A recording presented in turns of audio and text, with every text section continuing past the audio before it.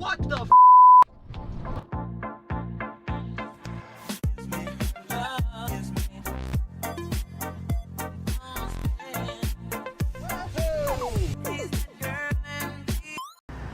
Here at Copart, they just brought this out for me now. I didn't get it on video, but nothing you guys haven't seen before. I picked this up. I've been bidding on this Reatta for a month, and they finally sold it to me. This was a charity donated car, non-runner, but 90 Reatta with 112,000 miles. It's got power because they showed the cluster, but no start. Could be as simple as the battery, could be a bigger issue. Again, charity donation vehicle, and the charities lately on Copart have been trying to get every last dollar they can for the vehicles. And so I've been bidding on this for, like I said, about a month, and multiple times a week they'd keep rerunning it. So I'm usually the high bidder, either 375 or 425, somewhere in that range. Well, I finally won it. They finally sold it to me. And thankfully at 375, it adds up, especially when you cross the threshold of $400 in a bid. The auction fees go up, everything goes up. So this is my first look at the car.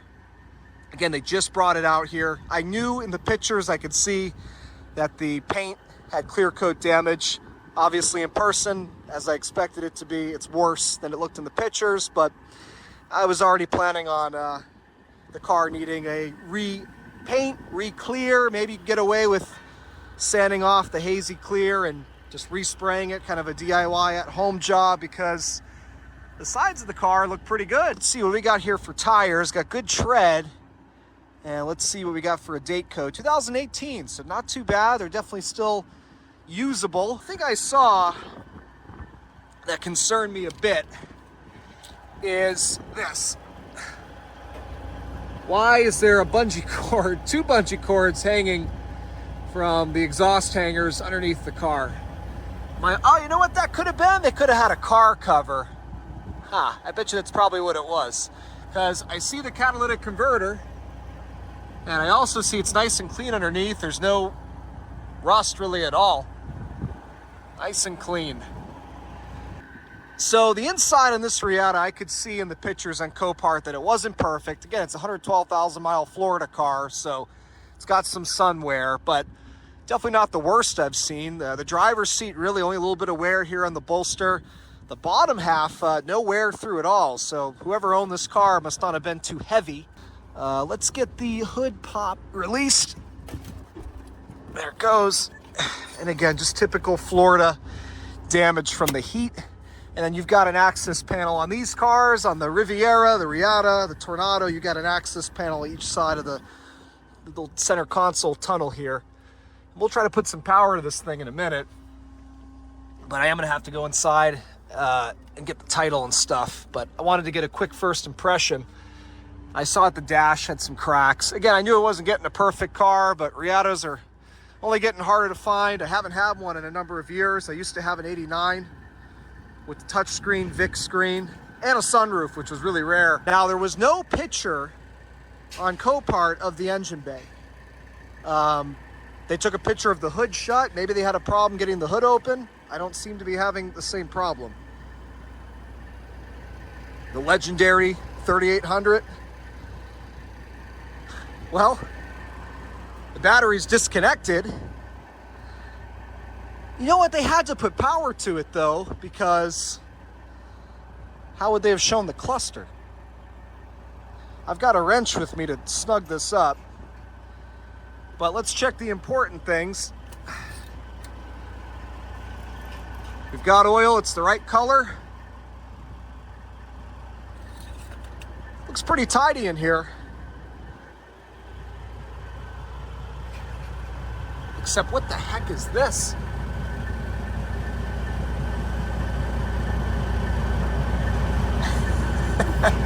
I don't know what kind of hackery that is.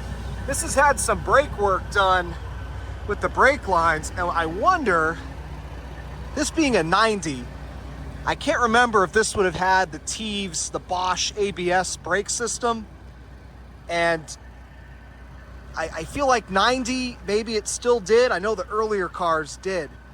But this has just a standard master cylinder. There's no crazy Bosch ABS pump here. And again, you can tell, obviously, this is all aftermarket work. So, like my 90 Riviera, which I guess that would answer my question, this would have had the Teves ABS. It doesn't have it anymore. That's great. This is a great thing for me to see. Because that's one of the biggest issues in all these late 80s, early 90s front-wheel drive GMs is the Teves Bosch ABS brake system. It's a disaster as it gets older.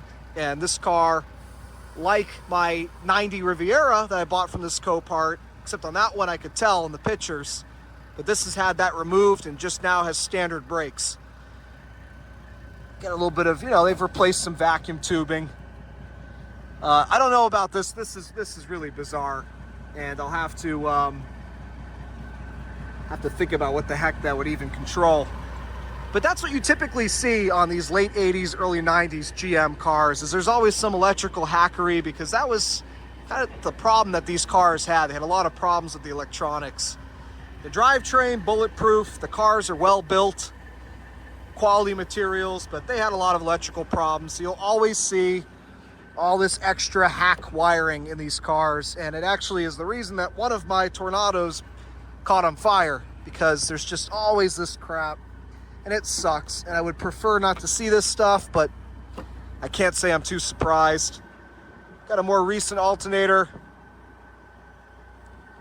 Now this again was a no start. Could be the ignition module, could be, there's typically a few things that go wrong on these cars that will make them not start. They'll start up and stall out. Crankshaft sensor, cam magnet position sensor, ignition module. Typically those are the big three things that will cause these not to start. And of course, it could be a fuel pump just from age. A lot of cobwebs. This has probably been sitting for some time. I can't remember on the Carfax when it was last on the road, if it showed a, registration. It's been retrofitted to 134, which is great.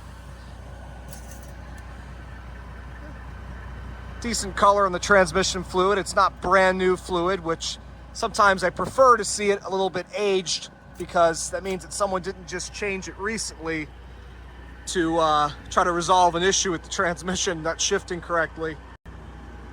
How we doing on the front tires here? We've got 2018 date code as well, good tread, and no dry rot. So that's great news all around. We got good tires, a little bit low on air, but again, the paint on the sides of the car is great. Just on the upper surfaces, again, maybe a DIY job, I'll tackle, sand off all that rough clear and re-clear it without having to respray the entire car. You can see the carpet's missing down here on the door panels. Carpet's a little sun faded. Again, all typical with a Florida car, but the seats are actually in pretty decent shape. A little dried out in the bottom cushion, you'll see that, but they're still intact. Yeah, you've got someone cared about this car. Got some cleaning wipes. There's some of the missing carpet. So now that we've seen kind of the basics, oh geez, as I told you, there's always electrical problems with these cars. The Reatta, the Riviera, the Tornado, always electrical problems. That's always what ends up being the fate of these cars. And we got more electrical diagram printouts. Yeah, got all kinds of stuff in the trunk. Nothing too crazy looking yet. Extra parts. There's the Teves, there's the Bosch ABS brake unit, so I'm correct. This car had the Bosch ABS, and somebody went through the trouble to completely remove it from the car, and that includes changing all the brake lines. So that's great. This is another win in that sense. I would rather deal with the electrical problems than the factory ABS unit. So, all right, let me go ahead. I'm going to tighten up that battery connection, throw my booster pack on for a few minutes while I go get the title, and we'll see if she starts up when I come back. All right, so I've got her all strapped down. Got the keys here. I reconnected the battery, and I've had the battery charging for several minutes. Headlights do work, which is great to see. So let's see now if it'll start. I think they had the battery disconnected because, actually no, I don't know why, because the headlights shut off. Dash works great. 116,000 miles. I thought it said 112 for some reason. Let's see if she does anything at all. Battery's just pretty dead, I think. It's trying to crank over. And I've got my booster pack on there, so that's a really dead battery. All right, I think this will, well, I don't want to jinx it, but Copart's closed now. It's a little after 5, and I don't want to tie up the folks here, have to close the gates. So I'm going to bring this to my shop. It's only 45 minutes from here. And I've got another battery, so we'll throw the battery in there and we'll see if it starts up. And if it does, we'll take it for a drive. Okay, so a little bit later on, had dinner and all that, but I'm over here at my shop now with the Reatta. I'm switching the battery out right now. As I pulled the old battery out, I was talking about this earlier in the video. This is the problem with all these late 80s front-wheel drive GMs of this platform. The Reatta, the Tornado, the Rivieras. As I said earlier, they always have electrical problems. And at this point in their life, now that these cars are 30 years old, and you know, they're on their 3rd, 4th owner, you always see this weird electrical hackery. And this is what cost my white Trofeo its life. Well, I still have the car, but it caught on fire the day that I bought it, because there was all, just like this, all this hack electrical work. Let me go ahead and throw this battery in, try to avoid hitting. I mean, look at this. What a mess. Okay, so I've hooked up a different battery, a good battery. I noticed after I recorded the last clip that those knobs, it's not a variable resistor, it's actually a thermostat. It has Celsius and Fahrenheit on it, which is interesting, and I turned one a little bit. Hopefully it's not a bad thing. I know with the white Fire Trofeo, there was a light switch from a house wired, and I hit the switch, and then the car caught on fire the next day, so we'll see what happens. But we'll see if low battery voltage is the reason this didn't start for Copart. Hopefully it's that simple.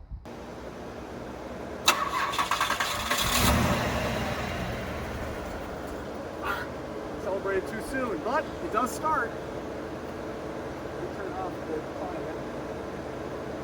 And of course, somebody has wired the electric fans to run all the time.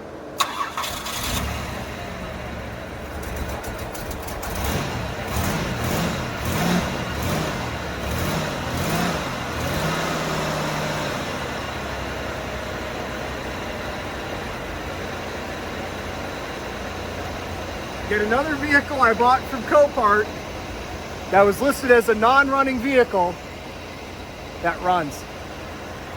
You don't know how many times this happens, because it's a side post battery and it's really hard to get a booster pack on with a good connection.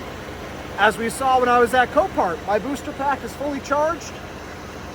I put it on the battery and it didn't have a strong enough connection to start the car. I put a new battery in and it fired right up. So obviously we got some weird wiring in this car, but Copart said it doesn't run. Put another battery in, it fires right up. So now that it runs, I'm gonna unstrap from my dolly here and we'll take it for a drive. It worked great.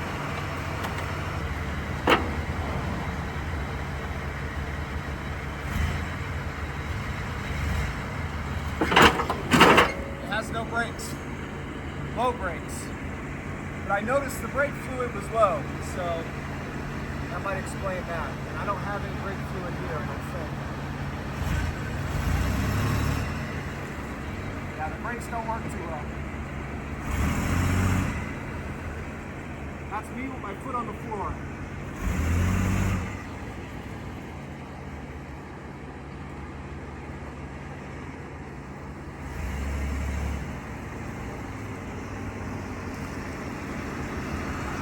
I'm not sure if you can hear me, but that's me braking as hard as I can. So this, as I said earlier, it's had all the brakes replaced. No more of the Bosch ABS. It's got a traditional master cylinder, just no ABS brakes. But I noticed earlier that the brake fluid was low. obviously it's a little more than low because it's not stopping well. So it's either that there's a brake line leak, maybe the master cylinder they put in has an internal leak and it's not holding the pressure, or maybe it's just because it's low on brake fluid. But obviously I was a little excited to drive it. I didn't expect it to stop so poorly. You saw me come off the dolly a little more hot than I wanted to. It does feel it's running pretty well, but it has a little bit of a skip, a little bit of a misfire. You know, maybe it needs new plugs, new wires, maybe the ignition module is on its way out. A little bit, when I rev it up, a little bit of a misfire. Not too bad. It idles perfect, just on acceleration. But everything looks good. Good voltage, good temperature. I checked the radiator, and it's slight. I mean, maybe a half a gallon low, but it's got coolant. I don't see any major leaks of any kind. It goes right into gear, reverse. Let's see, do we have any leaks from the ground? No. Right to drive. Yeah, it really needs the brake fluid, or I mean, at the very least, maybe there's a bigger issue. Maybe when they did the conversion, they screwed something up. Okay, so I was just thinking that maybe there's some brake fluid in the trunk. I was looking through earlier and I saw there was some stuff in here. Looked like some parts, so we'll see. Figured I'd record in case I find something cool. And I have a feeling this lock has been changed. Or it just doesn't work at all. That's kind of annoying. There's a house key.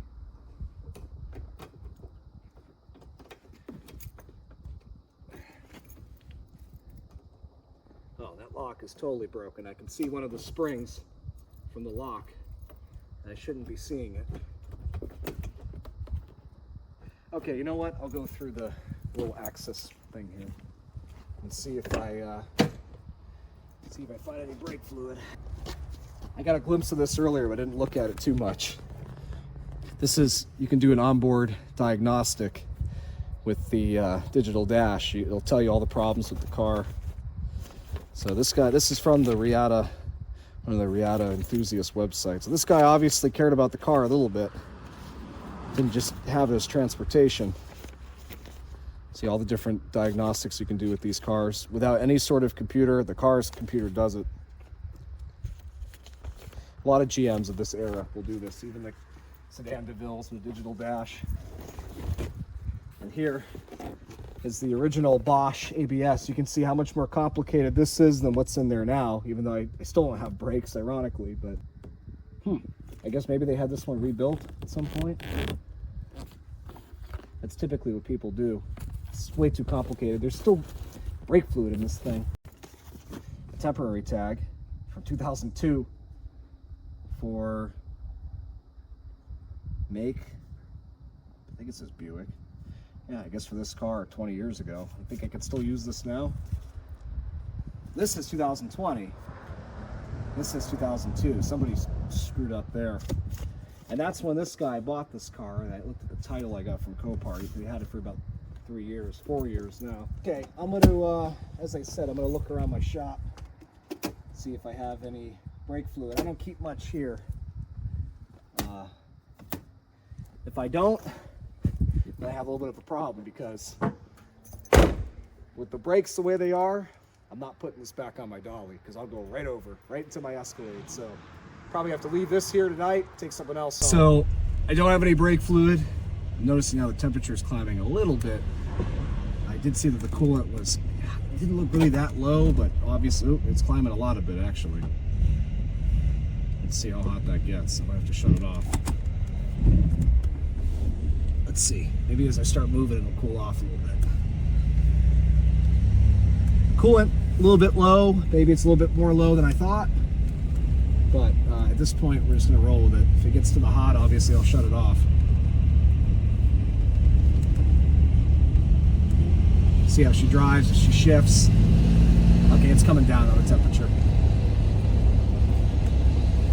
Again, I don't have much brakes and it's humid as hell and the wipers don't work well, so I'm not going to drive too crazy. I'm going to stay here in the parking lot where I don't kill anybody or myself. But I just want to see kind of how she drives. 370, well, with the fees, $600 Reatta. Really can't see. I'm going to just stick my head out.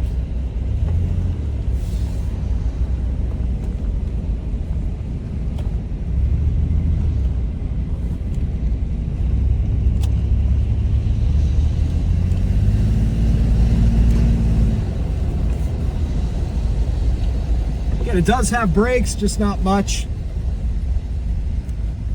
Could just be as simple as needing the brake fluid, which I don't have at the moment. Not too much exciting things to say in the sense of there's no major issues with the car, nothing too weird. That's what you want. Sometimes not exciting is good. Now I could see, I suppose, if the let's see if the AC works. Although it's pretty cold out tonight, so even if it doesn't work, it may feel like it does. I don't know if I felt a compressor kick on just there.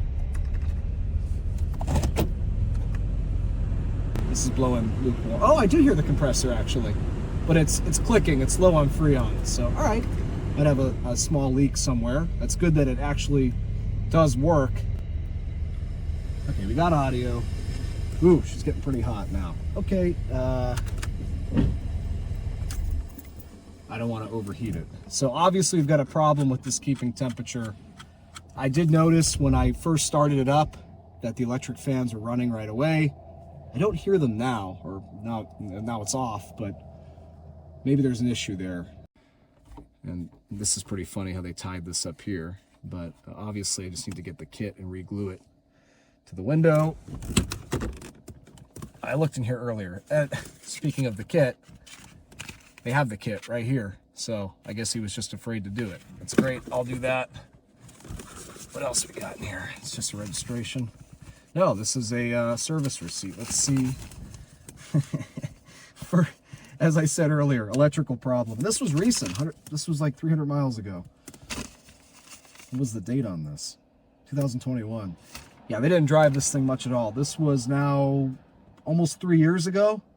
February of 2021 at 116,500 miles. Now it has 116,800. So this thing's gone 300 miles in 3 years. Electrical system test for battery draw would make sense that battery died. Load test battery and alternator. Check voltage of starter while starting. Check all grounds and power connections. Check cooling system for overheating. Trace wiring to radiator fans and check horn. I tried the horn off camera. It doesn't work.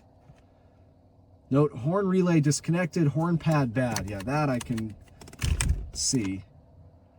So I don't think they actually fixed anything here. I think they just did a diagnostic for that short of money, I would imagine. So I don't know if he's saying that he found that the wiring to the radiator fans is bad, or if that was the customer's assumption. Obviously something for me to look into. It kind of gives me a basis of where to look, that maybe there's a problem with the radiator fans. Again, I told you I heard them running when they shouldn't have been running, and now they're not running when they should be running. So hopefully this guy didn't let this thing get too hot and overheat the engine too bad. It doesn't seem like it. Oh, can I do the pump? Yeah, all right, so I can't open the trunk, but I've already looked in there. The key, as we saw, didn't work, but I forgot I have the button right there. Oh, nice little keychain there. All right, I mean, there isn't too much else to check on this, like I said. Let's see. Power seats kind of work. This one needs some lubrication because it's trying to go, but it's turning this way, so one side's getting stuck. Power mirrors work. Yeah, no surprise at the power lock. Oh, there they go. They're just a little sleepy. All very typical things with these cars. You know, the power locks get a little tired. It could just be a bad, connection, needs to be cleaned up. And then we've got, you can see I hit this button, the test button. It'll show me all the lights that can possibly come on in the cluster. And okay, yeah, somebody set up a hands-free mic. What else can I play around with? The fog lights do work. both of them, which is great.